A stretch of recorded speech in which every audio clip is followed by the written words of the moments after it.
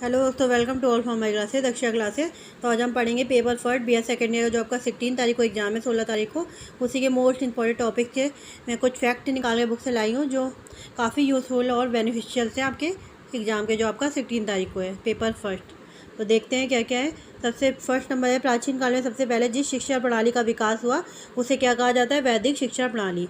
Next है, वैदिक काल की विशेषताएं क्या थी शिक्षा में? तो आध्यात्मिकता पर जोर, धार्मिकता, चरित्र निर्माण, व्यक्ति का विकास और संस्कृति आदि थी। नेक्स्ट है, कलकत्ता विश्वविद्यालय आयोग जिसे सैडलर कमीशन भी बोलते हैं का गठन कब हुआ था? 14 सितंबर 1917 को हुआ था। कलकत्ता विश्वविद्यालय आयोग जिसको सैडलर कमीशन भी बोलते हैं उसका गठन 14 सितंबर 1917 को हुआ था। इस आयोग में 7 सदस्य होते हैं। जो कलकत्ता विश्वविद्यालय सैडलर कमीशन होता है इसमें 7 सदस्य होते हैं। और भारत में माध्यमिक शिक्षा बोर्डों की स्थापना का सुझाव कलकत्ता विश्वविद्यालय आयोग ने ही दिया था। अब है वर्धा शिक्षा सम्मेलन। वर्धा शिक्षा सम्मेलन अखिल भारतीय राष्ट्रीय शिक्षा सम्मेलन 22 से 23 अक्टूबर 1937 को हुआ था। कब हुआ था?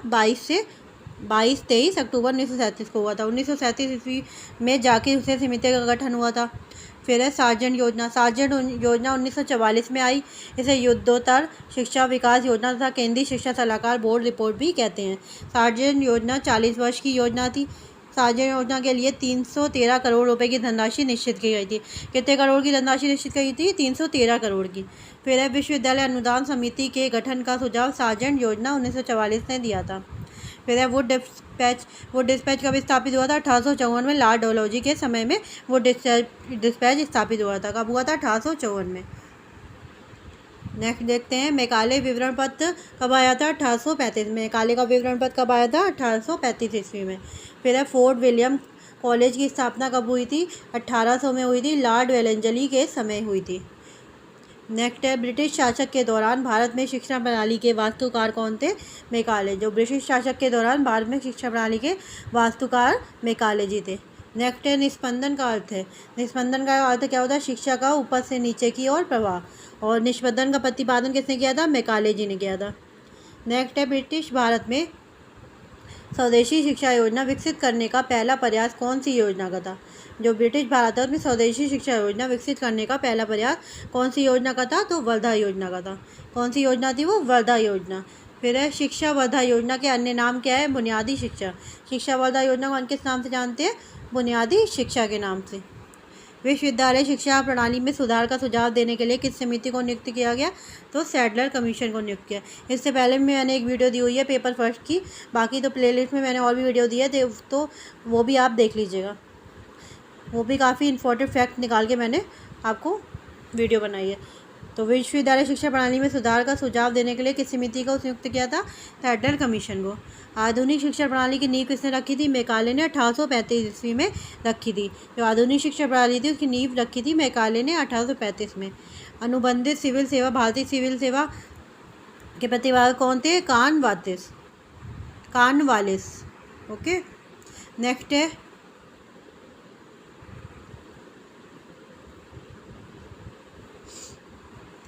है, माध्यमिक शिक्षा आयोग। नेक्स्ट है, माध्यमिक शिक्षा आयोग का गठन कब हुआ था? 1952 से 53 में। वर्नाक्यूलर प्रेस एक्ट 1878 में आया था। फिर है 24 नंबर, एक अच्छे यूरोपीय पुस्तकालय का केवल एक शेल्फ ही भारत एवं अरब के समूचे साहित्य के बराबर। ये कथन किसका है? मैकाले का। कथन जरूर याद करिए, कथन वाले क्वेश्चन बहुत आ रहे हैं आपके एग्जाम में। तो ये कथन किसका है? एक अच्छे यूरोपीय पुस्तकालय का केवल एक शेल्फ ही भारत एवं अरब के समूचे साहित्य के बराबर है। ये कथन है मैकाले जी का। नेक्स्ट है आपका, आधुनिक शिक्षा का मैग्ना कार्टा किसे कहते हैं? वुड डिस्पैच को। आधुनिक शिक्षा का मैग्ना कार्टा किसे कहते हैं? वुड डिस्पैच को। नेक्स्ट है, चार्टर अधिनियम कब पारित किया गया? 1813 में। चार्टर अधिनियम 1813 में पारित किया गया। किस नीति में निस्पंदन सिद्धांत को खारिज कर दिया? तो वुड डिस्पैच जो 1854 में आया था उसने निस्पंदन सिद्धांत को खारिज कर दिया था। नेक्स्ट है, किस समिति के चकबंदी की नीति की सिफारिश की? किस समिति ने चकबंदी की नीति की सिफारिश की? तो हरटांग समिति जो थी 1929 में आई थी उसने चकबंदी की नीति की सिफारिश की थी। नेक्स्ट है, वुड के घोषणा पत्र की सिफारिशें क्या क्या थी? कौन कौन सी थी? शैक्षिक उत्तरदायित्व की स्वीकृति, लोक शिक्षण विभाग, अनुदान सहायता प्रणाली आदि इसकी वुड के घोषणा पत्र की सिफारिशें थी। कौन कौन सी थी? शैक्षिक उत्तरदायित्व की स्वीकृति, लोक शिक्षण विभाग, अनुदान सहायता प्रणाली आदि वुड के घोषणा पत्र की सिफारिशें थी। नेक्स्ट है, पहला भारतीय शिक्षा आयोग कौन सा था? हंटर आयोग। पहला भारतीय शिक्षा आयोग था हंटर आयोग। नेक्स्ट है गोखले विधेयक कब पारित किया गया था? 1910 में। गोखले विधेयक पारित किया गया था 1910 में प्राथमिक शिक्षा को मुफ्त और अनिवार्य करने के लिए। प्राथमिक शिक्षा को मुफ्त और अनिवार्य करने के लिए गोखले विधेयक 1910 में पारित किया गया था। बहुत इंपॉर्टेंट फैक्ट निकाले मैंने बुक से जो आपके एग्ज़ाम में आने के 100% चांसेस हैं, तो ज़रूर इसे पढ़ के जाइएगा आप। नेक्स्ट है वर्धा योजना। वर्धा योजना आई थी 1937 ईस्वी में। नेक्स्ट है 1905 में किस संस्थान की स्थापना हुई थी? तो राष्ट्रीय शिक्षा परिषद संस्थान की स्थापना 1905 ईस्वी में हुई थी। किसने महिला शिक्षा सुधार के लिए महिला आर्य समाज की स्थापना की? किसने महिला शिक्षा सुधार के लिए महिला आर्य समाज की स्थापना की? तो पंडित रमाबाई ने महिला शिक्षा सुधार के लिए महिला आर्य समाज की स्थापना की। नेक्स्ट है विश्वविद्यालय शिक्षा प्रणाली में सुधार का सुझाव देने के लिए किस समिति को नियुक्त किया गया था? तो सैडलर कमीशन को। विश्वविद्यालय शिक्षा प्रणाली में सुधार का सुझाव देने के लिए सैडलर कमीशन को नियुक्त किया गया था। भारत का प्रथम गवर्नर जनरल कौन सा था? लॉर्ड विलियम बेंटिक भारत का प्रथम गवर्नर जनरल था 1833 ईस्वी में। भारत का प्रथम गवर्नर जनरल कौन था? लॉर्ड विलियम बेंटिक 1833 ईस्वी में। प्रथम वायसराय कौन था? लॉर्ड कैनिंग प्रथम वायसराय था। डॉक्ट्रिन ऑफ लैप्स अर्थात हड़प की नींव किसके द्वारा शुरू की गई थी?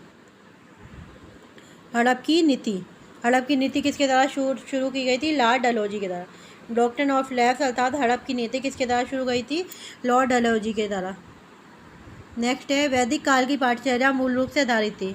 थोड़ा वैदिक काल के बारे में देख लेते हैं। वैदिक काल की पाठचर्या मूल रूप से आधारित थी किस पे आधारित थी? वेद पे। वैदिक शिक्षा प्रणाली को वैदिक शिक्षा प्रणाली का नाम क्यों दिया जाता है? क्योंकि ये वेदों पर आधारित थी, इसलिए इसे वैदिक शिक्षा प्रणाली कहा जाता है। वैदिक शिक्षा प्रणाली को वैदिक शिक्षा प्रणाली का नाम क्यों दिया गया? क्योंकि ये वेदों पर आधारित थी। नेक्स्ट है आपका वैदिक काल में विद्यार्थियों को शिक्षा होती थी। कहाँ होती थी? गुरुकुल में। वैदिक काल में गुरुकुल में विद्यार्थियों को शिक्षा होती थी। नेक्स्ट है वेदों की संख्या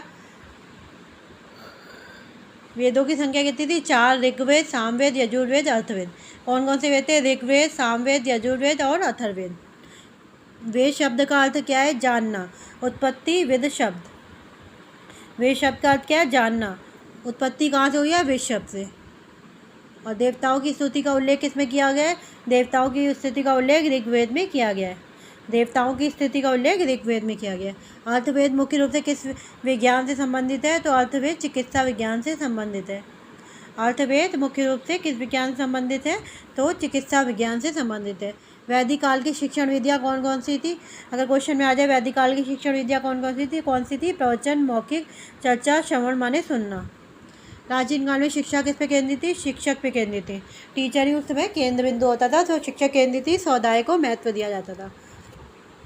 वैदिक काल में पाठ्यक्रम में सम्मिलित थे।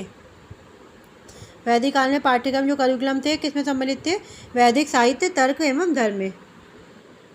तो नेक्स्ट है आपका उपनयन संस्कार के अन्य नाम क्या थे? यज्ञ, पवित्र समारोह, जनेऊ। उपनयन का अर्थ क्या होता था? पास ले जाना।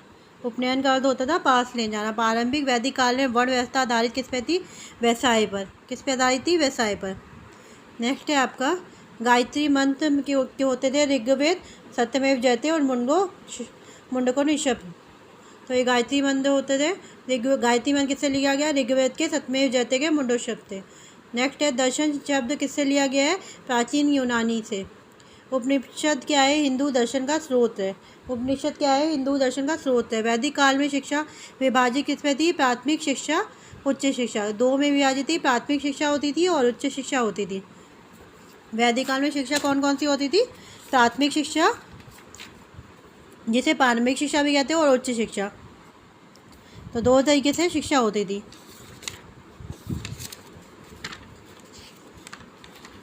प्रारंभिक शिक्षा में क्या होता था? वैदिक काल में प्रारंभिक शिक्षा की व्यवस्था परिवारों में होती थी और लगभग 5 वर्ष की आयु में किसी शुभ दिन पे बच्चे को विद्यारंभ संस्कार किया जाता था और ये संस्कार परिवार के कुल पुरोहित द्वारा कराया जाता था। और बच्चे को स्नान कराकर नए वस्त्र पहनाए जाते थे और उसे कुल पुरोहित के सम्मुख प्रस्तुत किया था। कुल पुरोहित नया वस्त्र बिछाता था और उस पर चावल बिछाता था।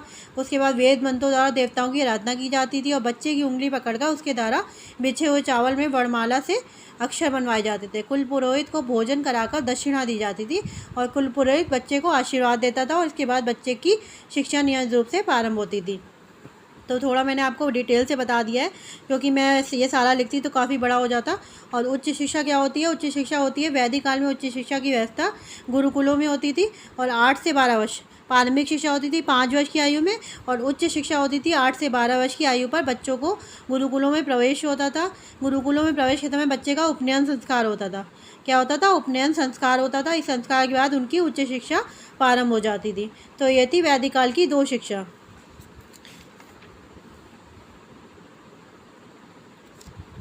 तो नेक्स्ट है स्नातक। वसु और रुद्र आदित्य किसे कहते थे? तो स्नातक जो होता था स्नातक जो होता था वो 12 वर्ष की, मतलब वैदिक काल में जो उपाधियाँ होती थी या परीक्षाएं होती थी, तो वैदिक काल में सफल छात्रों को कोई सर्टिफिकेट नहीं मिलता। जैसे अब 10th का सर्टिफिकेट, 12th का सर्टिफिकेट, तो उस टाइम पे वैदिक काल में सफल छात्रों को कोई प्रमाण पत्र, सर्टिफिकेट नहीं दिया जाते, उनकी योग्यता ही उनका प्रमाण पत्र होती थी। और परंतु जो छात्र गुरुकुलों का 12 वर्ष का समान पाठ्यक्रम अथवा किसी एक वेद का अध्ययन पूरा कर लेते थे, तो उन्हें क्या कहते थे? स्नातक। तो इसमें यही लिखा हुआ है, स्नातक 12 वर्ष का, मतलब जो छात्र गुरुकुल का 12 वर्ष का करिकुलम अथवा किसी एक वेद का अध्ययन पूरा कर लेते हैं उन्हें स्नातक कहते थे। और जो 24 वर्षीय पाठ्यक्रम किन्हीं 2 वेदों का अध्ययन पूरा कर लेते थे, उस टाइम तो वेद ही पढ़ाए जाते, तो वेदों का अध्ययन पूरा कर लेते तो उन्हें क्या कहते थे? वसु। और 36 वर्षीय पाठ्यक्रम करिकुलम किन्हीं 3 वेदों का अध्ययन पूरा कर लेते तो उन्हें कहते थे रुद्र। और जो 48 वर्षीय पाठ्यक्रम 4 वेदों का अध्ययन पूरा कर लेते हैं उन्हें क्या कहते थे? आदित्य। ठीक है, क्लियर हो गया होगा आपको ऐसे। फिर है बौद्ध धर्म के संस्थापक। अब बौद्ध धर्म का थोड़ा देख लेते हैं। बौद्ध धर्म के संस्थापक कौन थे?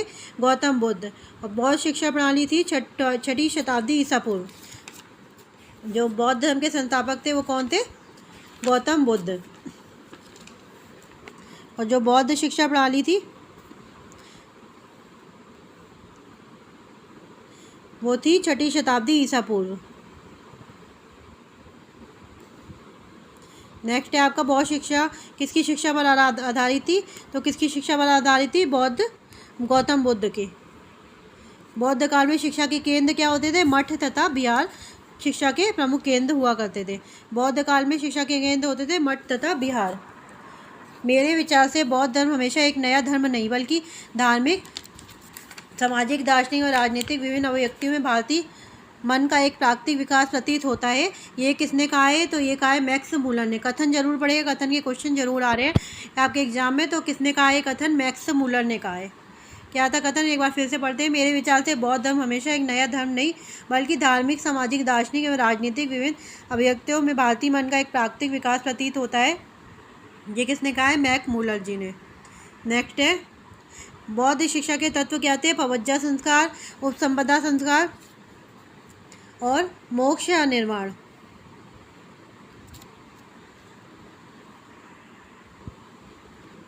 तो बौद्ध शिक्षा के तत्व थे पवज्जा संस्कार कब होता था? बौद्ध मठों एवं विहारों में सभी जाति के बच्चों को प्रवेश दिया जाता था, परंतु अस्वस्थ जो होते थे, विकलांग, नपुंसक, डाकू, राज्य दंडित तथा राज्य कमजी को प्रवेश नहीं दिया जाता। और प्राथमिक शिक्षा में प्रवेश की आयु कितनी थी? 6 वर्ष।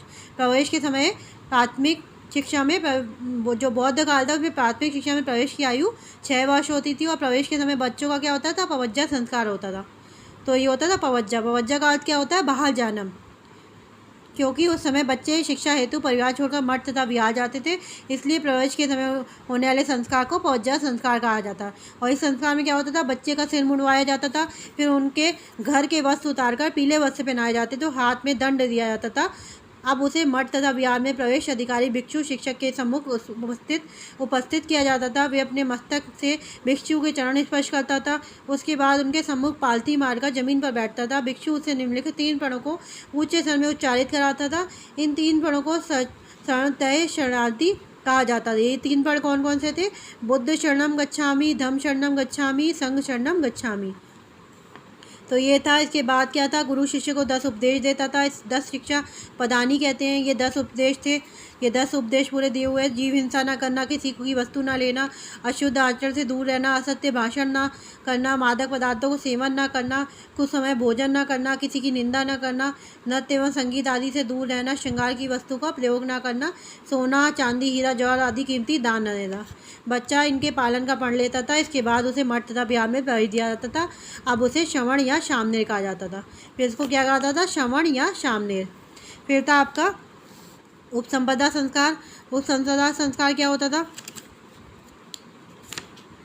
उपसंपदा संस्कार होता था उच्च शिक्षा प्राप्त करने के बाद जो छात्र, पहले तो प्राथमिक शिक्षा होती थी 6 से 12 वर्ष की आयु में वैदिक बौद्ध काल में, फिर उच्च शिक्षा होती थी 12 वर्ष की आयु में, और जो 20 से 25 वर्ष तक चलती थी, फिर होती थी भिक्षु शिक्षा। भिक्षु शिक्षा में ही उपसंपदा संस्कार होता था। उच्च शिक्षा प्राप्त करने के बाद जो छात्र बौद्ध धर्म के प्रचार एवं प्रसार कार्य में लगना चाहते थे, उन्हें उपसंपदा संस्कार के बाद भिक्षु शिक्षा में प्रवेश दिया जाता। यह शिक्षा 8 वर्ष तक की अवधि थी। शिक्षा प्राप्त करने के बाद जो छात्र था वो क्या कहलाता था? भिक्षु। तो ये था आपका पूरा उपसंपदा संस्कार। फिर है पवज्जा अनुष्ठान के नियम कितने थे? 10। पवज्जा अनुष्ठान के नियम कितने थे? 10 नियम थे, जो भी मैंने आपको बताए थे पढ़ के। फिर है पवज्जा अनुष्ठान पूर्ण करने के बाद छात्र को क्या कहा जाता था? मैंने अभी आपको बताया। छात्र जब वो पूर्ण कर लेता था, पवज्जा अनुष्ठान पूर्ण होता तो उसे श्रवण या सामनेर, श्रवण या सामनेर कहते थे। श्रवण या सामनेर। उपसंपदा संस्कार की आयु क्या थी? 20 वर्ष। उपसंपदा अनुष्ठान के बाद क्या कहा जाता था? उपसंपदा संस्कार के बाद जो शिक्षा दी जाती थी उससे छात्र भिक्षु बन जाता था। आई होप सो आपको वीडियो पसंद आई होगी। वीडियो पसंद आए तो प्लीज़ लाइक शेयर और सब्सक्राइब जरूर करिए। Thanks for watching.